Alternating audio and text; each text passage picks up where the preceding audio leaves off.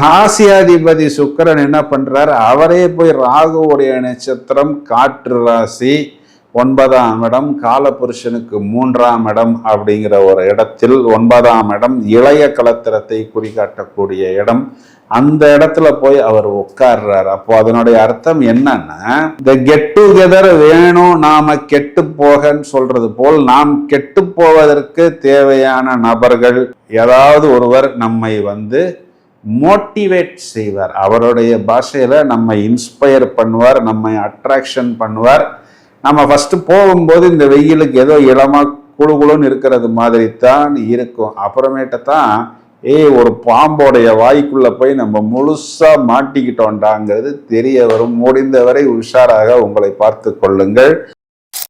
அது உங்களுக்கு ஒரு பெரிய பிளஸ் பாயிண்ட். செவ்வாய் 7ஆம் இடத்துக்கு வருகிறது. அப்போ நமக்கு மே மாதம் 12ஆம் தேதி முதல் கொஞ்சம் கூடுதலாக கோபம் வரும். எதுக்கு வருகிறது, எங்கே வருகிறது, எப்போ வருகிறது, எப்படி வருகிறதுங்கிறது நமக்கு தெரியாது. சரி சார், வேல்சங்கர் சார் சொல்லிட்டாரு, நான் துளாராசி, நான் கோவப்பட மாட்டேன், நான் மெடிடேஷன் பண்ணிக்கிறேன், அப்படியே பவ்யமா நான் அமைதியா ஒன்றும் தெரியாத நல்ல பாப்பா மாதிரி நான் என்னைய வச்சுக்கிறேன் அப்படின்னா உங்க லைஃப் பார்ட்னர் கோவப்படுவாங்க. உங்க கணவன் 7ஆம் வீட்டுல உச்சமடைஞ்சு உங்களையே தான் பார்ப்பாரு. அப்ப யாரெல்லாம் என் கணவன் என்னை கவனிக்கிறதே இல்லை பிரதர், என் கணவன் என்னை கண்டுக்கவே மாட்டேங்கிறாரு பிரதர், நல்லா வருத்தப்படக்கூடிய நபர்கள், என்ன சார் இவர் எப்பொழுதும் என்னையே தான் பார்த்துக்கிட்டு இருக்கிறாரு அப்படிங்கிற அளவுக்கு நீங்கள் சொல்லக்கூடிய அளவுக்கு உங்களை பார்த்து கொண்டே இருப்பார். இப்ப என்ன பண்ணணும், நம்ம ஆதிவாசி அடக்கி வாசிங்கிற மாதிரி அப்படியே லைஃப் பார்ட்னர் யாராவது ஒருத்தர் வாயை திறந்தால் கொஞ்சம் அமைதியாக பவ்யமா பக்குவமா ஒன்றும் தெரியாதவர்களாக அப்படியே பயணித்தால் இந்த கிளாஷ் வராது.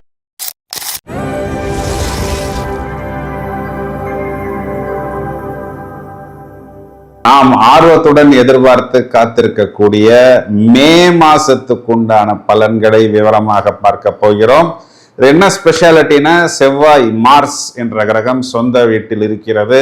சொந்த வீடு 8ஆம் பார்வையாக விருச்சிகத்தை பார்க்கிறது. முதலில் சுக்கிரன் சொந்த வீட்டில் இருக்கிறது, பிறகு சுக்கிரன் புதனின் வீட்டில், புதன் சுக்கிரனின் வீட்டில் 2, 3 பரிவர்த்தனை என்ற அமைப்பில் வருகிறது. இதையும் தவிர சூரியன் என்ற கிரகம் வைகாசி மாதத்தில் ரிஷபராசியில் சூரிய புத சஞ்சாரம், சூரியனுக்கு சனி பார்வை. சோ இந்த அவ்வளவு கிரக நிலைகளையும் வைத்துக் கொண்டு முதலில் பலன்களை பார்ப்போம். துளாராசிக்கு இந்த பலனை சொல்வதற்குத்தான் ரொம்ப நேரமாக காத்து கொண்டிருக்கிறேன். ஏன் அப்படின்னா, இங்க 5ஆம் இடத்தில் ராகு, இதே ராகுவுடைய நட்சத்திரம் 9ஆம் வீட்டில் இருக்கிறது. ராசியாதிபதி போய் 9ஆம் வீட்டில் ராகுவுடைய நட்சத்திரத்தில் உட்கார போகிறது. அப்போ 5, 9 இது ரெண்டுமே ஒரு திரிகோணத்தில் வருகிறது. 5ஆம் இடம்ங்கிறது நம்மளுடைய மதி மயங்கக்கூடிய இடம். அந்த ராகுவை குரு பார்க்கிறார். அப்போ என்ன ஆகும் அப்படின்னா, அந்த ராகு ஆஃப் ஆயிடுவார்.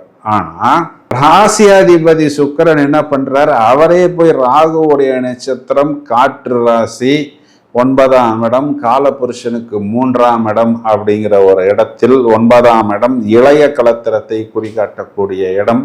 அந்த இடத்துல போய் அவர் உட்கார்றார். அப்போ அதனுடைய அர்த்தம் என்னன்னா, இந்த கெட் டுகெதர் வேணும், நாம கெட்டு போகன்னு சொல்றது போல் நாம் கெட்டு போவதற்கு தேவையான நபர்கள் ஏதாவது ஒருவர் நம்மை மோட்டிவேட் செய்வார். அவருடைய பாஷையில நம்ம இன்ஸ்பயர் பண்ணுவார், நம்மை அட்ராக்ஷன் பண்ணுவார். நம்ம ஃபர்ஸ்ட் போகும்போது இந்த வெயிலுக்கு ஏதோ இளமா குழுகுழுன்னு இருக்கிறது மாதிரி தான் இருக்கும். அப்புறமேட்டு தான் ஒரு பாம்போடைய வாய்க்குள்ள போய் நம்ம முழுசா மாட்டிக்கிட்டோண்டாங்கிறது தெரிய வரும். முடிந்தவரை உஷாராக உங்களை பார்த்து கொள்ளுங்கள். நீங்க எல்லா போனையும் எல்லாம் சுவிட்ச் ஆஃப் பண்ணிட்டு உட்கார்ந்தாலும் உங்களை தேடி யாராவது ஒரு நபர் டிஸ்டர்ப் செய்வார். இது திருமணம் ஆகாதவர்களுக்கும் பொருந்தும், திருமணம் ஆனவர்களுக்கும் பொருந்தும். ஏன்னா இந்த சுக்கிரன் ராகு சேர்க்கை, சுக்கிரன் ராகு பார்வை, அதுவும் காற்று ராசியில, அதுவும் 9ஆம் இடம். 8, 9 பரிவர்த்தனை. அப்போ என்ன அர்த்தம் அப்படின்னா, நிறைய விஷயங்கள் உங்களுக்கு லாபத்தை ஏற்படுத்தி கொடுக்கும். ராசியாதிபதியே பாக்கியத்துக்கு போறாரு. No boundary, no limits. யாரும் உங்களை இனிமே அடக்க முடியாது, யாரும் உங்களை ஒரு கட்டுக்குள் வைக்க முடியாது. இதுல என்ன ஒரு பிளஸ் பாயிண்ட்னா, ராசிக்கு குரு பார்வை அப்ப தலைக்கு வர்றது கேப்போடன் போய்விடும் அப்படிங்கிற மாதிரி. யாராவது உங்களை டிஸ்டர்ப் பண்ண வந்தாலும் இந்த குருங்கிறவர் உங்களை நல்வழிப்படுத்துவார். வரக்கூடிய நபர் ஒரு வீணா போன நபர், உங்களிடம் உரியறதற்குத்தான் வருகிறார். உங்களுடைய லாபத்தை, உங்களுடைய உழைப்பை அவர் உரிய போகிறார். உங்களை மிஸ்யூஸ் செய்ய போகிறாருங்கிறத குரு உங்களுக்கு எடுத்து கொடுப்பார்.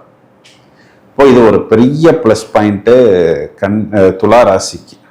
6ஆம் இடத்தில் சாட்டர்ன்ங்கிறது ஒர்க்கு சம்பந்தப்பட்ட விஷயத்துல இது நாள் வரை சாட்டர்ன் செவ்வாயுடன் சேர்க்கையில் இருந்தார். அப்போ செவ்வாய் வழியில போகிறார். அப்போ ஒர்க்கு சம்பந்தப்பட்ட விஷயத்துல ஒரு ஃப்ரீடம், நம்மை அடக்குவதற்கோ நம்மை ஒடுக்குவதற்கோ இல்லை நம்மை முறைப்பதற்கோ இல்லை நம்மை எதிர்ப்பதற்கோ இருந்த நபர்கள்லாம் போய் விடுவார்கள்.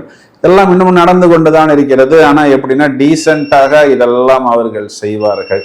இப்போ அது உங்களுக்கு ஒரு பெரிய ப்ளஸ் பாயிண்ட். செவ்வாய் 7ஆம் இடத்துக்கு வருகிறது. அப்போ நமக்கு மே மாதம் 12ஆம் தேதி முதல் கொஞ்சம் கூடுதலாக கோபம் வரும். எதுக்கு வருகிறது, எங்கே வருகிறது, எப்போ வருகிறது, எப்படி வருகிறதுங்கிறது நமக்கு தெரியாது.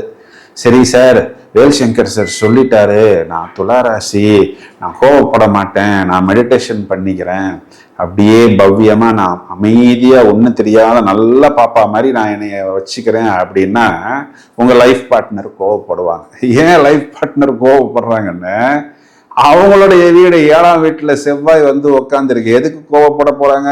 முதல்ல நீ லாபமே சம்பாதிக்க மாட்டேங்கிற அப்படின்னு அதற்காக கோவப்படுவார்கள். அப்புறம் என்ன பண்ணுவாங்க, சுக்கிரனுடைய நட்சத்திரம், நிறைய விஷயத்தை மறைத்து வச்சிருக்கிற, ஒளிச்சு வச்சிருக்கிற, அது என்னன்னு சொல்லுன்னு அதுக்கு கோவப்படுவாங்க. அப்புறம் சூரியனோட நட்சத்திரம், அரசாங்கம் சம்பந்தப்பட்ட விஷயத்துல நீ எதுவுமே மூவ்மெண்ட்டே பண்ண மாட்டேங்கிறியப்பா அப்படிங்கிற மாதிரி கோவப்படுவார்கள். அப்ப என்ன பண்ணணும் அப்படின்னா, முதல்லயே கொஞ்சம் அவர்களிடம் சொல்லி எதுவாக இருந்தாலும் எல்லாருக்கும் முன்னாடி பேசாம தனியாக நாம் அமர்ந்து பேசி கொள்ளலாங்கிற அளவுக்கு நீங்கள் உங்களையும் உங்களுடைய லைஃப் பார்ட்னரையும் தயார் செய்து கொள்ளுங்கள். முடிந்தால் முருகன் கோவிலுக்கு செவ்வாய்க்கிழமைகளில், சஷ்டி திதிகளில், விசாகம், கிருத்திகை நட்சத்திரங்களில் போய் முருகனை வழிபாடு செய்வது. இந்த செவ்வாய்ங்கிறது 7ஆம் இடம். அப்போ இரவு நேரத்துல காரமான உணவு, இந்த சிவப்பான உணவு இதெல்லாம் சாப்பிடும் பொழுது ஸ்டமக் கண்டாமினேஷன், ஸ்டமக் கொலாப்ஸ் ஆகாமல் பார்த்து கொள்வது உங்களுக்கு இன்னொரு நல்ல ப்ளஸ் பாயிண்டை ஏற்படுத்தி கொடுக்கும். இதெல்லாம் உங்களுக்கு பிரச்சனைகள் வருவது போல் வந்தாலும் கடைசியில் குரு பார்க்க கோடி நன்மை அப்படிங்கிற மாதிரி குரு உங்களை வழி நடத்துவார். உங்களை ஏதோ ஒரு விதத்தில் ஒரு வைப்ரேஷன் மூலமாக, ஒரு டிவைன் பவர் மூலமாக உங்களை ஒரு பாதுகாப்பு வளையத்துக்குள் அமர்த்தி விடுவார். 8, 9 பரிவர்த்தனை, உயர்வான பரிவர்த்தனை. பாதகாதிபதி மறைய போகிறார் 8ஆம் இடத்தில். அது ஒரு பெரிய மைனஸை எடுத்துக்கொள்ள முடியாது. ஆனா சூரியனை சாட்டர்ன் பார்க்கிறார். அப்போ குறிப்பா சிவன் கோயிலுக்கு நீங்கள் திங்கட்கிழமைகளில் போவது, ஞாயிற்றுக்கிழமைகளில் சிவ வழிபாடு செய்வது, ருத்ர அபிஷேகம் செய்வது, சிவனடியார்களுக்கு உங்களால் முடிந்த தொண்டு செய்வது, பாத யாத்திரையாக போகக்கூடிய சிவனடியார்களுக்கு சின்ன சின்ன உதவிகள் செய்வது, இதெல்லாம் ஒரு பரிகாரம் உங்களை கவச்சம் போல் பாதுகாப்பு கொடுக்கும். 5ஆம் இடத்தில் இருக்கக்கூடிய ராகு உங்களுடைய மைண்ட் கொலாப்ஸ் ஆகாம, கண்டாமினேட் ஆகாமல், டிஸ்டர்ப் ஆகாமல், டீவியேட் ஆகாமல், வெந்து போன நொந்து போன நபர்களிடம் அப்படியே ஒரு மாதிரி ஃபேண்டசியாக போகாத அளவுக்கு உங்களுக்கு ஒரு பாதுகாப்பு ஏற்படுத்தி கொடுக்கும். திருமணமான நபர்கள், குழந்தைகள் விஷயத்தில் ஒரு புதிதாக ஒரு மாற்றம், டியூஷனை மாத்துறேன், ஸ்கூலை மாத்துறேன் அப்படிங்கிற மாதிரி இல்லாமல் அப்படியே இயல்பாகவே இதனால் வரை எவ்வாறு பயணித்தீர்களோ அவ்வாறே பயணிப்பது புத்திசாலித்தனம். லாபத்துல கேது இருக்கு பிரதர், அது ஒரு பெரிய பிளஸ் பாயிண்ட். குறிப்பா வெளிநாட்டு தொடர்பு, இந்த ஆன்மீகம் சம்பந்தப்பட்ட பொருட்கள், பிளாஸ்டிக் சம்பந்தப்பட்ட பொருட்கள், மீடியா, பார்மசி சம்பந்தப்பட்ட லைன்ல இருக்கக்கூடிய நபர்களுக்கெல்லாம் இது ஒரு பொனான்சா அப்படின்னு சொல்லலாம். அப்படின்னா என்ன சார் அப்படின்னா, இது ஒரு கோல்டன் பீரியடு, இது ஒரு பொற்காலம், இது ஒரு திருவிழா அப்படிங்கிற மாதிரி லாபம் அப்படிங்கிறது கண்டிப்பாக வரும். ஒர்க்கு சம்பந்தப்பட்ட விஷயத்துல 6ஆம் இடத்தில் இருக்கக்கூடிய சாட்டர்ன் அபிவிருத்தியை ஏற்படுத்தி கொடுப்பார்.